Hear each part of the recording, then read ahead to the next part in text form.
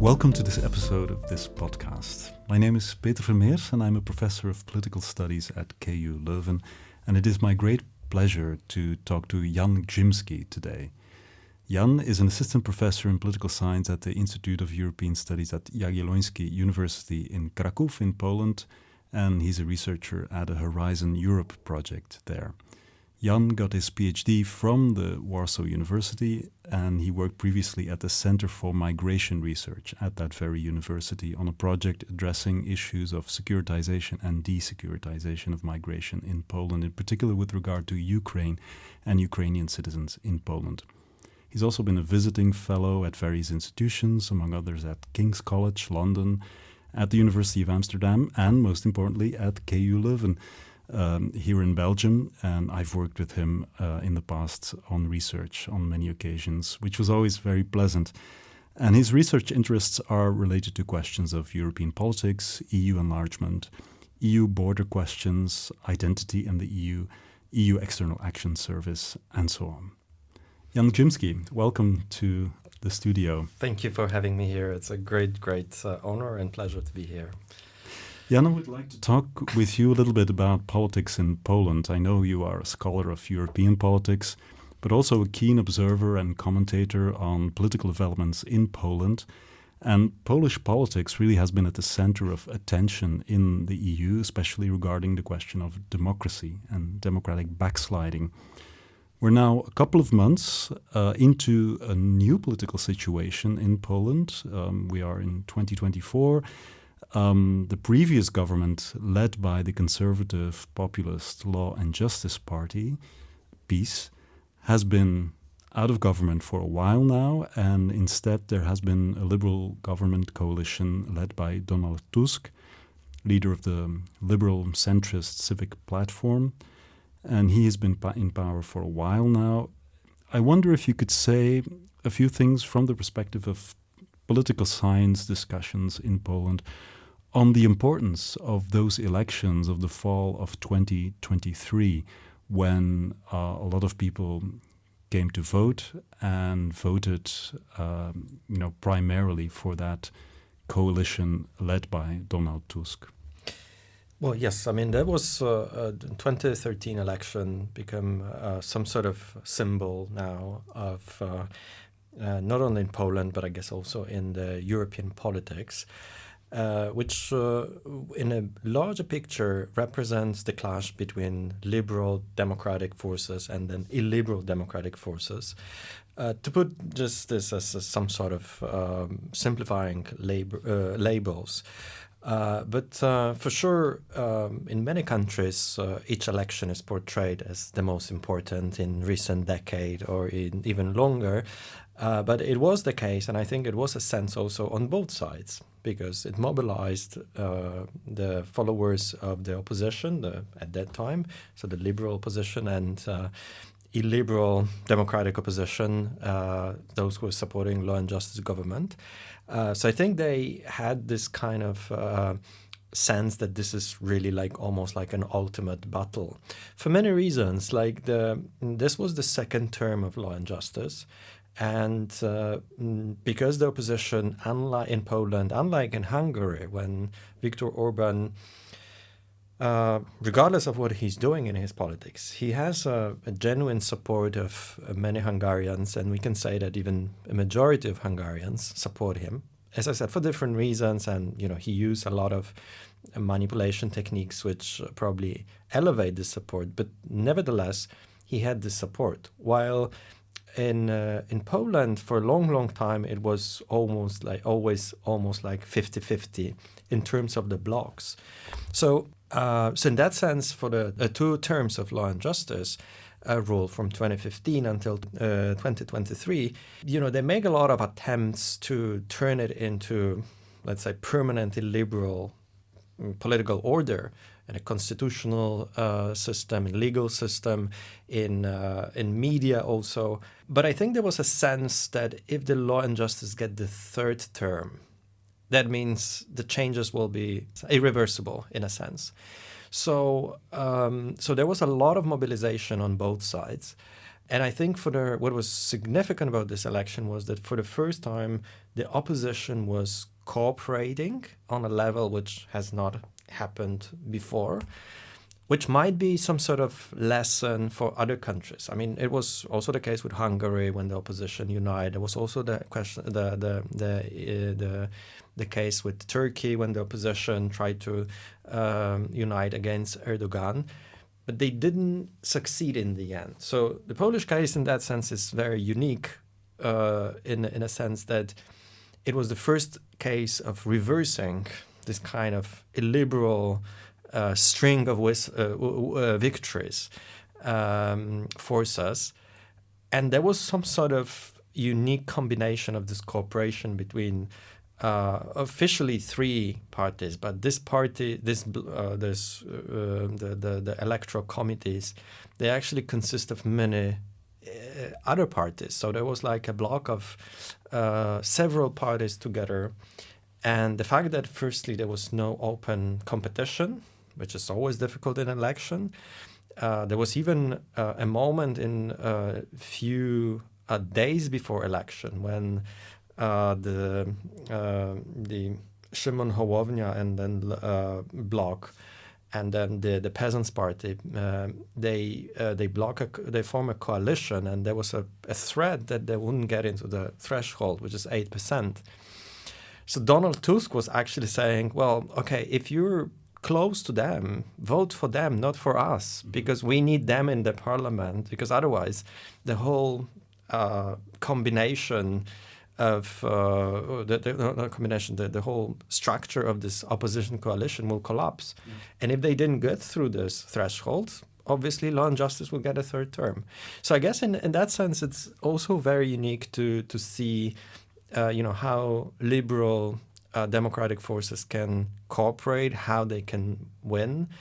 And I think it's also for those who want to keep liberal democratic order in Europe, it's a good sign that it's doable. You can do this. So in that sense, I would say it's a very, very significant election and the outcome. But I guess we're going to talk about different problems of how you can reverse this democratic backsliding, even if you win, and by what means. Yeah, but I want to come back first to that opposition formation. So what it seems to be unique indeed and set the Polish case apart from Hungary and from what happened in Turkey and so on, is that the opposition didn't form one electoral list or one party. It was many parties that decided, well, after the elections, once the results are in, we are going to promise that we are going to cooperate in order to form a majority. And so Tusk, as you say, could, in that scenario, also lobby at a certain point or propagate or mobilize people to vote for another party, which otherwise would have not been voted into parliament. So that's quite unique. So we are in a new situation now. Maybe before we go into this, what the new government is doing in this current state of affairs, maybe just a word on the turnout. What impressed me and what was very visible in the international media about the 23 parliamentary elections in Poland is the enormous turnout of even young people at the voting booth. How do you explain this? Is this a typical Polish feature to show up with a lot of people at the last moment? It seems that people were in lines through almost all the night. Yeah, I mean, that's. The first thing to say is that since the first elections, even the partly free election in 1989, when Solidarity won, the turnout was around 60%, and then throughout the whole transition period. And even first democratic election to the parliament got below 50% turnout. So there was something very specific, I would say, about the Polish society attitude to the elections, that there was always around 50% turnout. I mean, I think the highest was when Lech Wałęsa and Aleksander Kwaśniewski was in the second round in 1955, when there's ultimate clash between 1995, between Lech Wałęsa and the former communist forces, and Wałęsa lost, and I think that was 62 or 3% or something. So we talk about persistently low turnout. So in that sense, in the last, especially to in 2015, the turnout was getting higher and higher in each election. So there was a rising trend. And I don't know if this could be explained in terms of the Polish case. I would rather say that it's specifically the intensity of the polarization. Because the point is that, of course, especially young people, women, voted significantly. I mean, the turnout among them were significantly higher than in the previous elections, for different reasons. Like obviously the anti-abortion law restrictions made a lot of women mobilized, and then young people, especially, getting more and more left wing. They also felt like this is not an election about. It's an election almost about the personal liberty. Let's not forget, it's a mobilization on both sides. So when we talk about political polarization, emotions, divisions, it is mobilizing both sides. So in that sense, no one would claim the credit. This is only for us that this turnout is higher. For sure, the fact that people are voting is good. At the same time, it also raised the question of, with the quality of democracy and liberal democracy, because we know that there are different concepts of democracy, but there's a concept of embedded democracy, which actually embraces not only electoral turnout, institutions, but also the values and different things which altogether form the liberal democratic system. So I think this is interesting point for the academic discussion, whether high turnout with a political polarization, incredibly intense political polarization, is a sign. It's a good sign or bad sign for democracy, because it also means that a lot of people on the other side, they also get mobilized, probably for the same reasons. Like maybe it mobilizes people who would never think, who had in the past a loose approach toward abortion, and suddenly when they saw Donald Tusk saying, "Well, we want to push abortion law when we get into the power," maybe they mobilize also them. But we see this also in the United States. We see this in the other countries. We saw this in the UK with the Brexit referendum. So it actually turned out the polarization makes people feel emotional about politics, and emotions get them to vote. Because it's not only about, economic interest, social interest. It's almost becoming like an issue of identity. And also the part of personal identity, that someone identify with different values, with different things, which quite often can be translated to the personal life, like with abortion or with minority rights. So in that sense, it can get very personal and become a part of personal identity. Now, the Law and Justice government, which has been in place for 2 terms, as you say, was infamous for what scholars have called democratic backsliding. It had a very strong grip on public media. It was widely criticized for undermining democratic rules and increasing political influence over the courts. And the current government, the Tusk government, has proposed to make the Constitutional Court, for example, independent again. So there's this whole idea of countering the democratic backsliding that has happened over the previous governmental terms. What can you say about this process so far? So when we look at national politics and national governance so far, in the attempt of the government to create some sort of countering of that backsliding? And this is another fascinating issue also from the political science perspective, because As much as this was a unique election result, this is also a unique situation in which after 8 years of, as you said, very deep changes, not the fundamental changes in the sense that it was not fully implemented, this vision of a liberal majoritarian democracy, which was advocated by Law and Justice. But it's equally important now to see how we can reverse this and through what kind of means you can do this. Because obviously Law and Justice use a lot of tricks, like especially with the constitutional tribunal.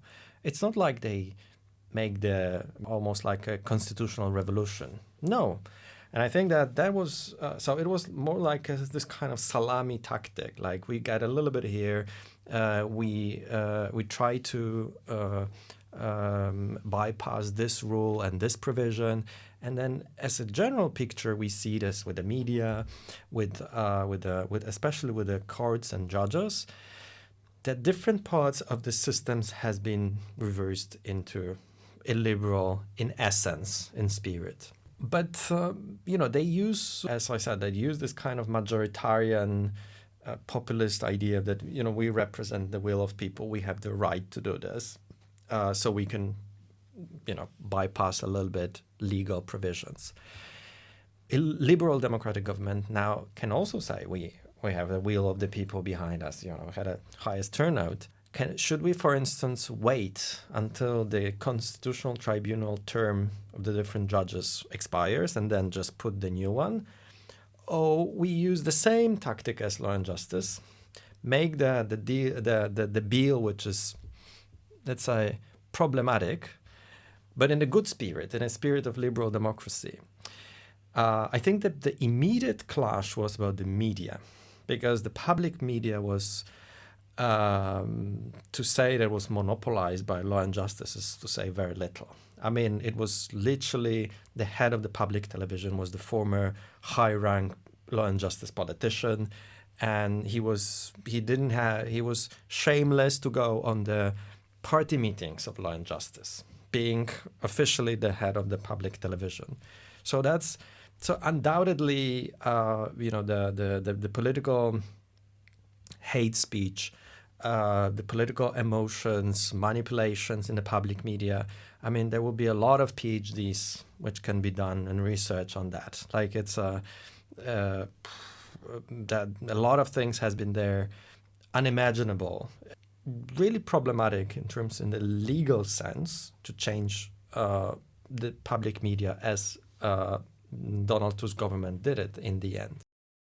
The question is, how can you not use like pure political force to implement reverse of democratic backsliding? Yes. And to be honest, there's no good answer to this. I think this is one of the biggest conceptual problem, which was hardly ever seriously thought over by the opposition, because like the goal was to get there, to go to overthrow Law and Justice, and then we'll think about this when we get the power. And it's clearly they didn't think over this, which might actually ended up in one day when Law and Justice is back. There will be no limits. Mm-hmm. And then we turn into, sending each other to prison or even worse. Yeah. So I think that's the quality of reversing democratic backsliding is very problematic. And for now, as long as obviously they have still a majority in social support, maybe it's not a problem. It might be a problem later on. But it's certainly something to watch closely, and the Polish case here is really a crucial case and a fascinating one to be following in the coming years on that front. Very big question in Poland is also about voters. When we look at the elections last year, not only the voter turnout was big, as you mentioned, but there were also deep divisions in society that were, at the center of attention also of international media. Does it mean that Poland today is still, if we can use that word, so extremely divided and polarized, or are there more nuances to point out? Is it really a clash between the young urban citizens and the, somewhat older population in the countryside? What are your thoughts on this? Obviously, there are very deep divisions, and as I said, they mostly get into almost like some sort of personal political identity. So it's not only about the interests, economic interests, it's also about values. As you get the results of the election, you see surprisingly that the geographical divisions are pretty much stable over years. There's also a very little nuance about Poland, because Poland has been divided in the 19th century into three, under the partitions into Russian, Prussian, and Austro-Hungarian part. And this is persistent over many years, that you see the differences, you see the borders of the former partitions in the way people vote, right? So the former Russian part was mostly always voting more conservative, and then the western northern part is mostly voting for the more liberal forces. So there are these persistent divisions, but I would say that this, especially with abortion law, with other identity issues, this can surprisingly go against like this clear-cut divisions. Yeah, in general, it's true that, for instance, farmers are voting more for law and justice, and even now, especially with the crisis over the Ukrainian agriculture products coming to Poland, it was clearly law and justice fault, the government fault, that they didn't oversee this, and it caused a lot of problems for them. And even though they voted still for law and justice, it's not always about economic interests. Yeah, but still underneath these more stable divisions, you see some sort of movement and dynamics, which is worthwhile watching. Okay, so before we end up this conversation, I would like to point out something completely different, and that is that you, as a scholar of political science, are also interested and active in the development of educational games, and you developed a game called Who Wins Brexit? On the topic of the Brexit, and it's a board game. Could you say just a few words about to make our listeners curious about this game that you developed for educational purposes? Yes, I mean that's a part of my academic and life journey. I was always intrigued how to engage students into understanding politics, and Brexit negotiations looked like a very good opportunity for role-playing, for simulating real-life politics, especially with a very unique format of this real-life Brexit negotiation, with the short time of the negotiations, the sides, conflicting interests, and the first ever negotiations happening like this. So I started with a simple class simulation, and then I decided to make more development and get some professional graphic design and build like the proper board game. It is also the way to see how board games can be used in the teaching students. And we've just played one in your class, and then we see how many different skills and how interactive it become, and I think students get this sense of real life politics. Absolutely, it was fascinating to play, and the students loved it. Yeah. We are going to leave a link in our comments to that board game. All right, Jan Grzymski, thank you very much for this conversation, and looking forward to collaborating more with you on all kinds of projects. Thank you very much.